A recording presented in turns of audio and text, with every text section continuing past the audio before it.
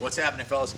Check out this classic 1971 Yamaha RT1 360. Junior, who's kind of an expert on the subject of the early RTs, ATs, and DTs. He knows more than I do about them, and he's had a whole bunch of them and went all the way to Texas to buy a collection of them at one point.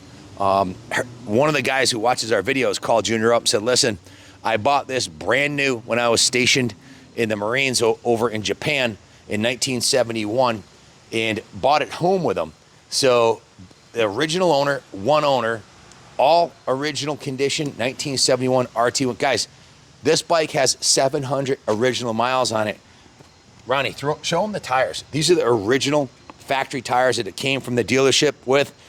This is the original chain. Take a look at the chain on here. That's the original factory chain. This is a extremely rare mint original survivor. The most valuable of all of the early Yamaha Enduros. This one is a classics big bore. It's the best color, black with the yellow stripe. The handlebars are original. All the gauges are original. The speedometer works, the headlight works, taillight works. Original paint on the front fender. Original paint on the forks. We went to great care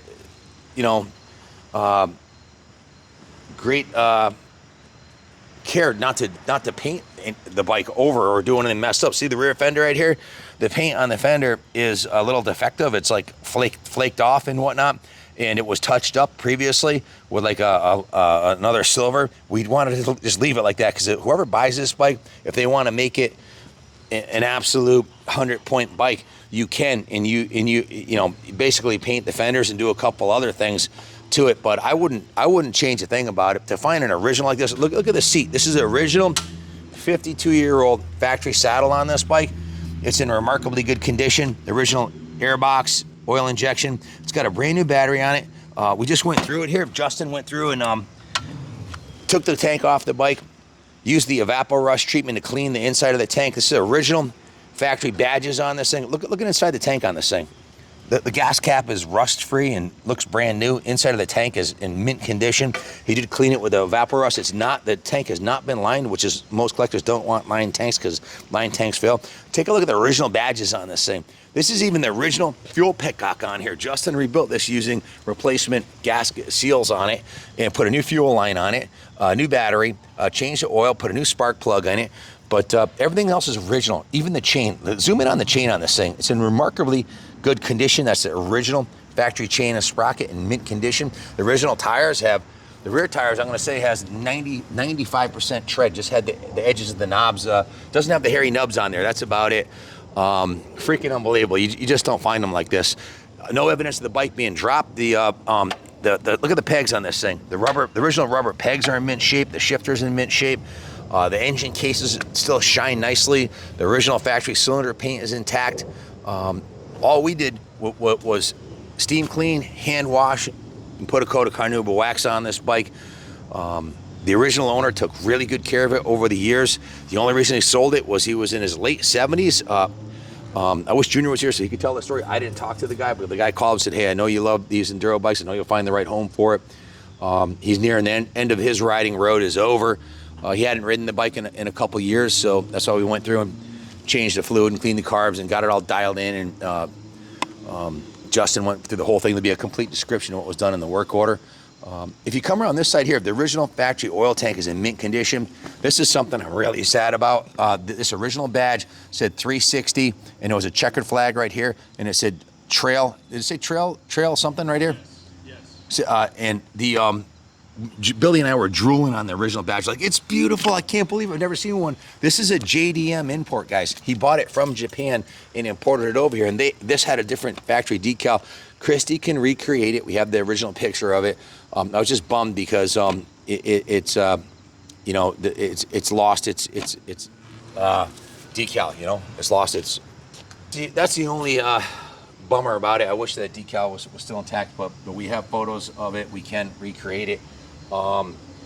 Look closely at the parts of the motorcycle that normally get damaged when it's ridden off-road. I don't think this thing's ever been ridden off-road.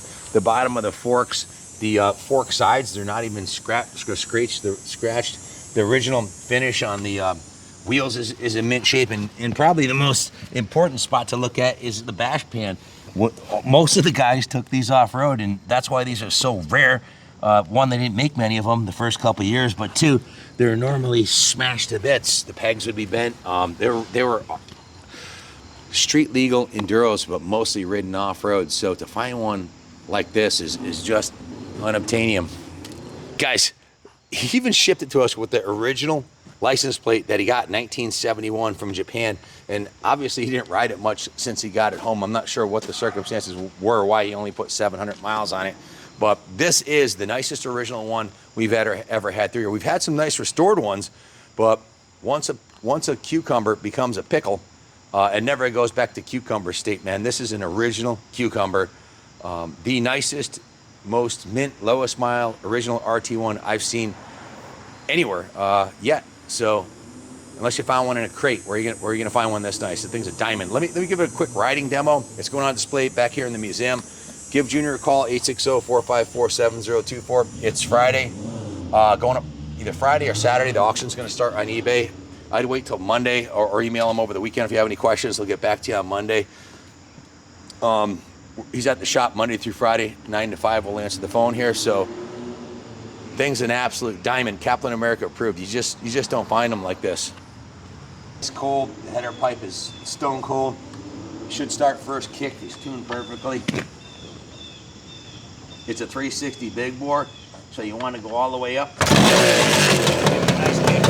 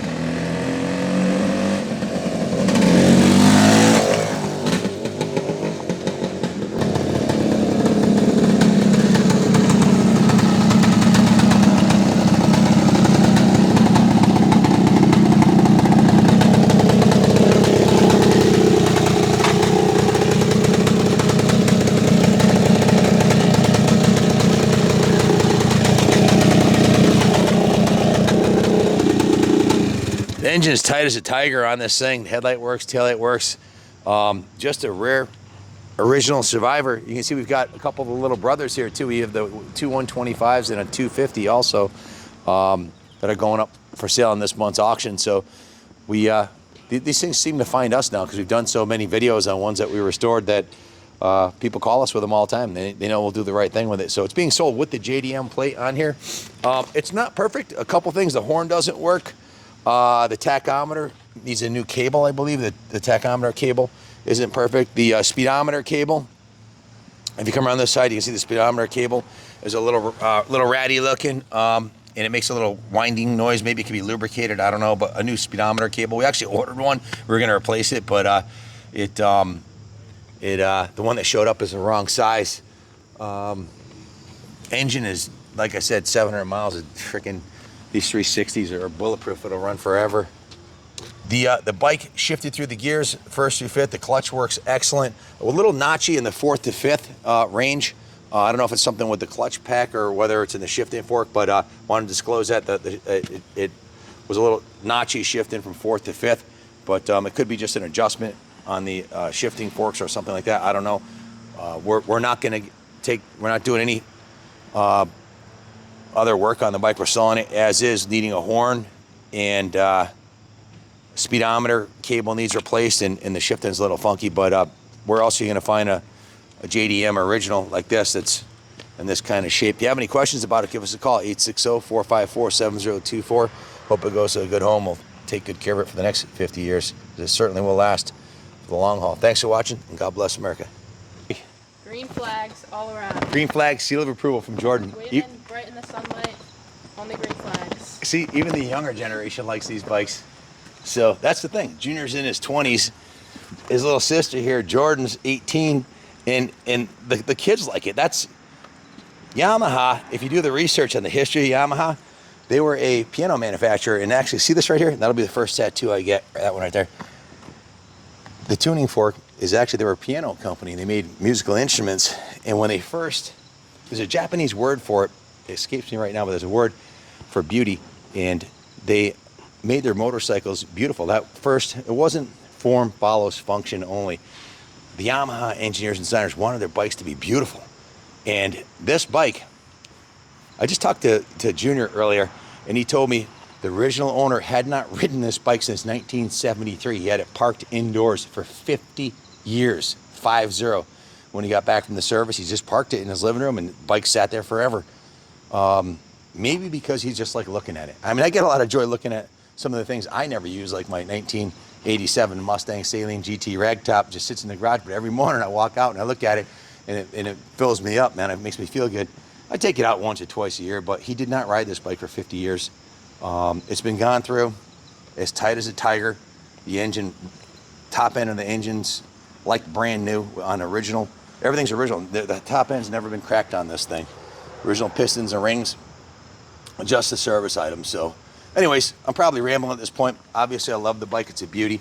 Love to keep it on display here in the museum. If you buy it, we'd be honored to keep it on display at the New England Motorcycle Museum. So bid high and bid often. You're not going to find another one this nice with this little miles. Thanks for watching. God bless America.